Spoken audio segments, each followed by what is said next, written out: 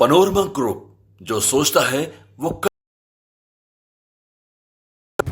जब सदन के अंदर ये फैसला अंक काफी होने के बाद सरकार ने अपने पक्ष में सदन का बहुमत हासिल किया, नेता प्रतिपक्ष तेजस्वी जी ने फौरी तौर पर कहा अब कानूनी लड़ाई। राष्ट्रीय Janata Dal one of the earliest petitioner, लेकिन हमें जो करना था नेता प्रतिपक्ष ने कर दिया। अब ये तो आप भी मानेंगे ना, लकीर तेजस्वी जी ने थोड़ी लंबी खींची। अब उस लकीर के अगर कोई आगे भी फकीर बनना चाहे, हमें उस फकीरी से कोई भेद नहीं। बिहार में मुख्यमंत्री का चेहरा कौन होगा? महागठबंधन की तरफ से यह सवाल प्रतिदिन उठ रहा है, लेकिन इस सवाल का जवाब आज मनोज झा, जो कि आरजेडी के वरिष्ठ नेता और राज्यसभा सांसद हैं, उन्होंने दिया है। उन्होंने कहा है कि सूर्य किस दिशा से निकलती है, पूरब से। उसी तरीके से यह भी सत्य है कि महागठबंधन का चेहरा तेजस्वी यादव है। ये यूनिवर्सल ट्रूथ।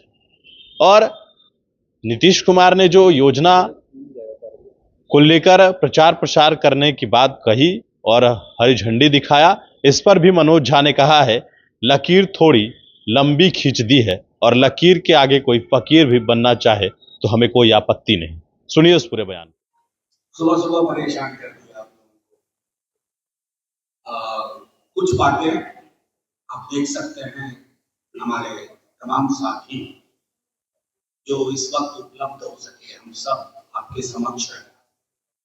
कुछ बातें कल के माननीय सर्वोच्च न्यायालय के जजमेंट तो नहीं कहूंगा, जजमेंट तो भी इंटरिम है, 5 मई को अगली सुनवाई है, लेकिन माननीय मुख्य न्यायाधीश की सदारत में जो बेंच जो उसने फैसला दिया है, जो एक दिशा दी है, वो बहुत महत्वपूर्ण हो जाती है। वक्त संशोधन के मामले में संशोधन पहले भी हुए थे इस देश में, लेकिन कभी भी साझा तहजीब को बिगाड़ने की कोशिश नहीं हुई। मैं शुक्रिया अदा करता हूं बिहार की जनता का, देश की जनता का, देश की संसद का, अपने नेता राष्ट्रीय अध्यक्ष लालू जी का और नेता प्रतिपक्ष तेजस्वी जी का। आप पूछेंगे क्यों? सर्वप्रथम तो बीमार अवस्था में एम्स में लालू जी एक एक पल पार्लियामेंट में क्या हो रहा है वक्त को लेकर के वो मॉनिटर करते थे, संलिप्त पूछते नेता प्रतिपक्ष एक एक मिनट यहां से देख रहे। हमारा आंकड़ा दोनों सदनों में बहुत अच्छा है, और ये मैं दोबारा कह रहा हूं आपके समक्ष, ये सिर्फ मुसलमानों की लड़ाई नहीं है। मुसलमानों के लिए हिंदुओं, सिखों, ईसाइयों, बुद्धिस्टों की भी लड़ाई। सब ने मिलकर के ये संघर्ष किया। सदन के अंदर कितने सदस्य मुस्लिम हैं, लोकसभा हो या राज्यसभा, ये हिंदुस्तान की अस्मिता, भारतवर्ष की पहचान की लड़ाई लड़ते हैं। और शायद ये संदर्भ माननीय सर्वोच्च न्यायालय का भी है। जब सदन के अंदर ये फैसला अंक काफी होने के बावजूद सरकार ने अपने पक्ष में सदन का बहुमत हासिल किया, नेता प्रतिपक्ष तेजस्वी जी ने फौरी तौर पर कहा अब कानूनी लड़ाई। राष्ट्रीय Janata Dal one of the earliest petitioner इस पूरे मसले में, और जो 10 पिटीशन पर माननीय सर्वोच्च न्यायालय ने चर्चा की,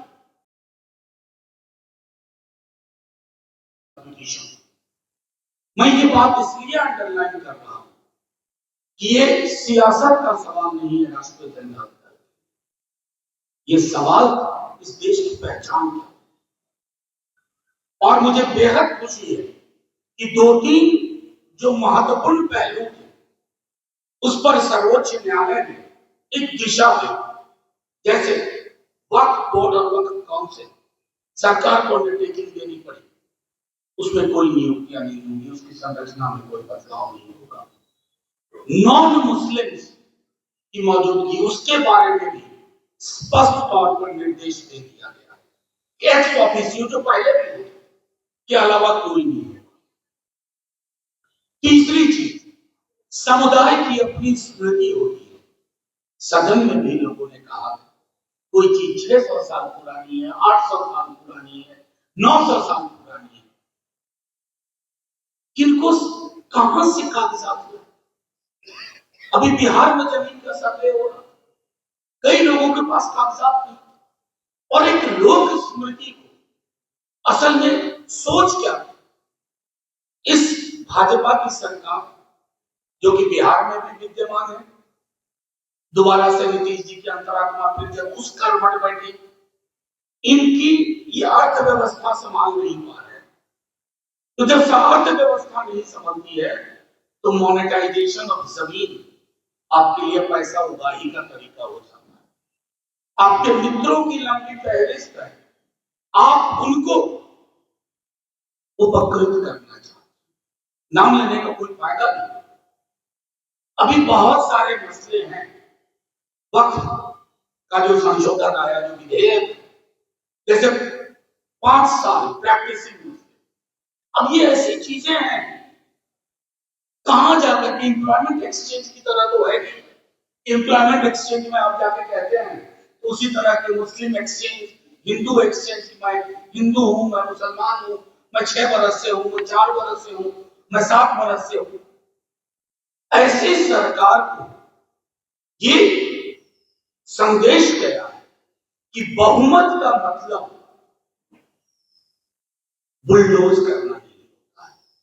सरकारों को बहुमत मिलता है देश को समन्वय के साथ चलाने के लिए, संयोजन के साथ चलाने के लिए, सहकारिता के साथ चलाने के लिए। ये नहीं कि कौम को आप हाशिए पे खड़ा करें।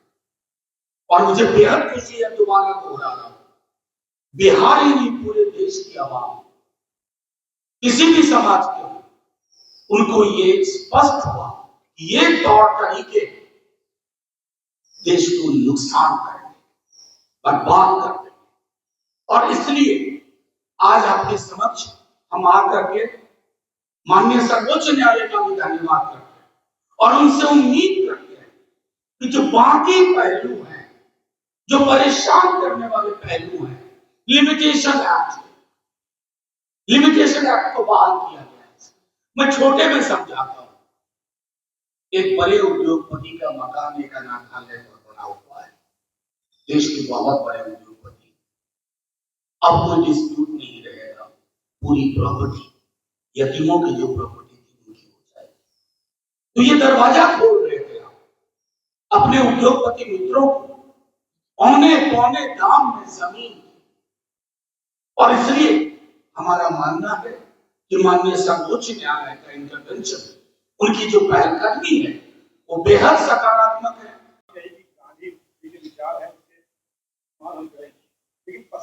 आपको मैं बताऊं, मेरी पार्टी ने A1 से इसके खिलाफ होता है।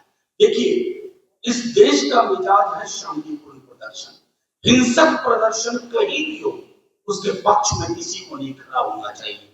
जान हिंदू की जाए, मुसलमान की जाए, सिखों की जाए, ईसाई की जाए, दलित की जाए, पिछड़े की जाए, अगड़े की जाए, जान तो भारत के नागरिक की जाए। भारत के नागरिक की जान से बड़ी कोई चीज नहीं। इस पर कतई, और मुझे उम्मीद है कि केंद्र की सरकार और बंगाल की सरकार मिलकर के मुर्शिदाबाद के हालात को सामान्य करे, क्योंकि चुनाव आएंगे जाएंगे, पार्टियां आएंगी जाएंगी, लेकिन अगर देश ही नहीं रहा तो क्या हासिल है हमारा? देखिए, हमें जो करना था नेता प्रतिपक्ष ने कर दिया। अब ये तो आप भी मानेंगे ना, लकीर तेजस्वी जी ने थोड़ी लंबी खींच दी है। अब उस लकीर के अगर कोई आगे भी फकीर बनना चाहे, हमें उस फकीरी से कोई भेद नहीं। कोई और सवाल?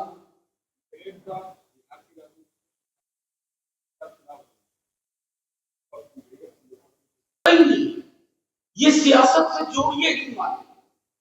ये गंगा जमनी तहजीब है, पुराना मुहावरा है।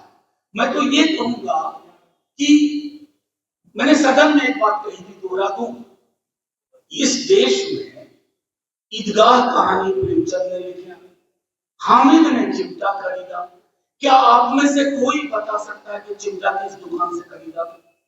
हरिंदर की दुकान से खरीदा था या हट्टू मियां की दुकान से खरीदा? ये देश है। चिमटा हम खरीदेंगे, दुकानदार का नाम देख के नहीं खरीदेंगे। इसलिए ये सियासत के मसले नहीं है, ये मोहब्बत के मसले हैं। मोहब्बत में सियासत नहीं होती। शुक्रिया। और इसलिए आज आपके समक्ष हम आकर के माननीय सर्वोच्च न्यायालय का भी धन्यवाद करते हैं और उनसे उम्मीद करते हैं कि जो बाकी पहलू हैं, जो परेशान करने वाले पहलू हैं, लिमिटेशन एक्ट को बहाल किया गया है। मैं छोटे में समझाता हूं। एक बड़े उद्योगपति का मकान एक अनाथालय पर बना हुआ है, देश के बहुत बड़े उद्योगपति। अब कोई डिस्प्यूट नहीं रहेगा, पूरी प्रॉपर्टी यतीमों की जो प्रॉपर्टी थी उनकी हो जाएगी। तो ये दरवाजा खोल रहे थे आप अपने उद्योगपति मित्रों को औने पौने दाम में जमीन। और इसलिए हमारा मानना है कि माननीय सर्वोच्च न्यायालय का इंटरवेंशन, उनकी जो पहलकदमी है वो बेहद सकारात्मक है। लेकिन और जैसे मुद्दे हैं, प्रैक्टिसिंग मुसलमान का लिमिटेशन एक्ट का हो, ऐसे कम से कम 40 सेक्शन में कई सारी ऐसी चीजें हैं जिसको लेकर के अभी लड़ाई, अभी संघर्ष चलता रहेगा। राष्ट्रीय जनता दल बार बार ये कहता है कि किसी भी धर्म का मसला हो, अगर हिंदू धर्म के आस्थावान लोगों की आस्था उस पर चोट होगी तो राष्ट्रीय जनता दल को आप अगली कतार में मानेंगे। मुसलमानों पे होगा अगली कतार में होगा, बुद्धिस्टों पे होगा, राष्ट्रीय जनता दल अगली कतार में होगा। क्योंकि हमारे लिए ये महत्वपूर्ण है कि सियासत के तराजू में नफा नुकसान सरोकार से देखते हैं। जो नेता प्रतिपक्ष, काश किया तुम्हें पता हो पाया था कि कोर्ट के भी एक चीज को मॉनिटर किया गया। बेहतरीन वकील हमारे पिटीशन के पक्ष में खड़े हुए और नतीजे में कुछ राहत, कुछ सहूलियत हासिल हुई है। लेकिन ये पूरा का पूरा मुद्दा आगे जाएगा और भाजपा की सरकार, केंद्र की सरकार को भी संदेश है, देश के मिजाज को मत तोड़िए। मैं बार बार कहता हूं, इस देश में हर किसी को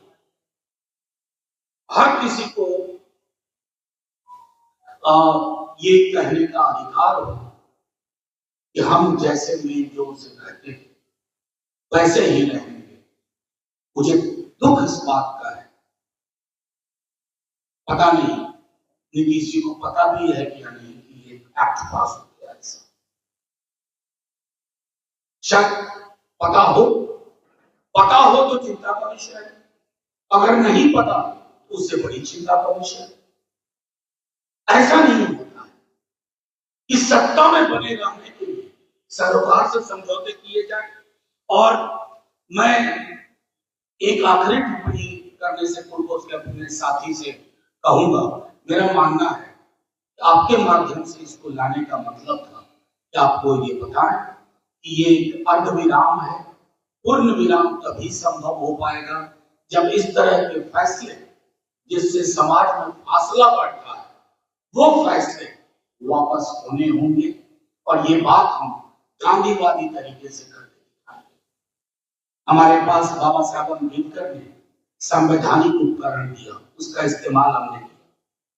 कोर्ट में गांधी जी ने सत्याग्रह किया, उसका इस्तेमाल हम सड़कों पे करेंगे। सड़क से संसद एक ही बात, इस देश को मिजाज को मत बिगाड़ो। आपके पास बेरोजगारी के लिए कुछ बोलने को नहीं है, सामाजिक सौहार्द के लिए बोलने को नहीं है, बदहाल स्वास्थ्य व्यवस्था पर बोलने को नहीं है, स्कीम वर्कर्स की हालत देखी उस पर बोलने को नहीं है, सामाजिक न्याय पे बोलने को नहीं है। तो आप क्या करते हो? आप डॉग मिसिंग पॉलिटिक्स करते हो। ऐसी चीजें लाई जाए जिससे अपनी असफलता को छुपाया जाए। लेकिन ये हिंदुस्तान है, ये भारतवर्ष है, यहाँ मैं समझता हूं कि यही निजात जीतेगा। यहाँ मुश्किल है हिंदू को मुसलमान से अलग करना, मुसलमान को हिंदू से अलग करना, हिंदू मुसलमान को सिख ईसाई से अलग करना। कर नहीं पाओगे।